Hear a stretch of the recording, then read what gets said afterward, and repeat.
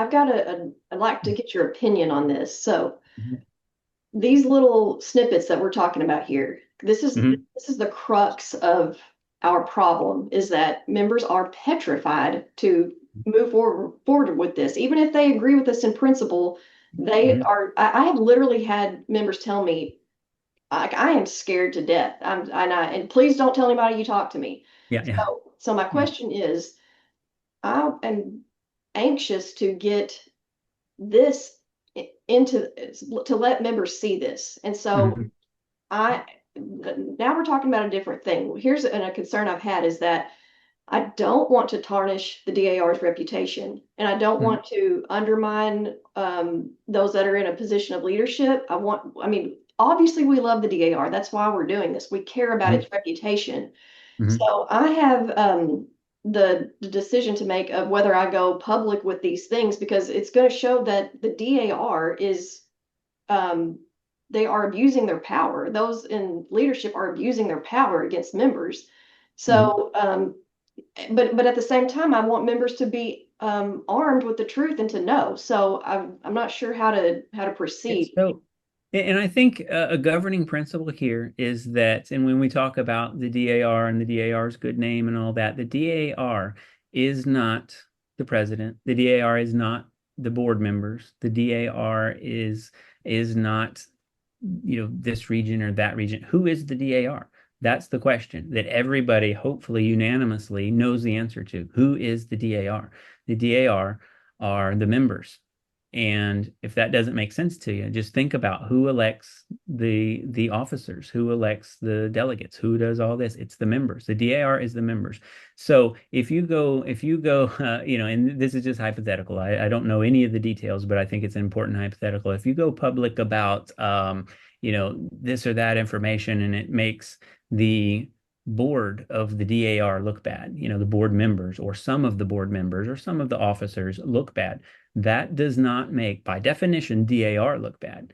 But covering that up and going along with, manipulating members, and which I'm not insinuating any of this is happening, but I'm saying what would make DAR look bad is if it is an organization that does not respect its rules and its rights of its members to vote freely without being told how to vote, without being pressured how to vote, that it's a true democratic organization where, they do things, the way that is set up in parliamentary law, fair to all the members.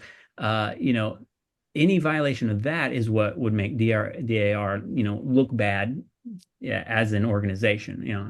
Maybe that's my view as a parliamentarian, but I think it's a factual one. But yeah, to say that, and this has nothing. What I'm about to say has nothing to do with DAR. This just simply making an analogy. If you have an organization where, let's say, the board members are, stealing money from here or there, or doing something corrupt, or some financial, misgivings, or something like that, and you expose that, that is making those individuals perhaps look bad, but it's not making the organization look bad. What it looks like is the organization did not cover up for these individuals. It exposed them.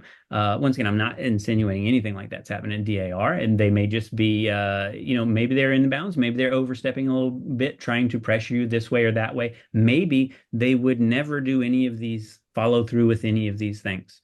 But maybe there's the feeling from the membership that they're being pressured not to vote one way or the other way. And so you have to decide. Sometimes that decision comes down to, you know, do I want to be a part of this organization if this is now how it works?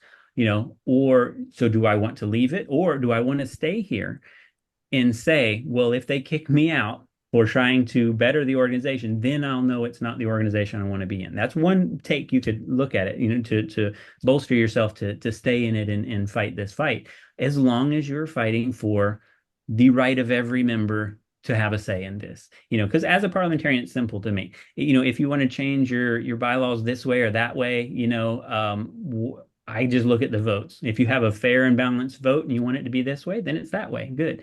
But the problem is, like I mentioned at the outset, if the will of the assembly is over here, and then what happens for some reason is over here, that discord it shows a problem in the organization. We need to make sure that the members actually have control of their organization under the rules.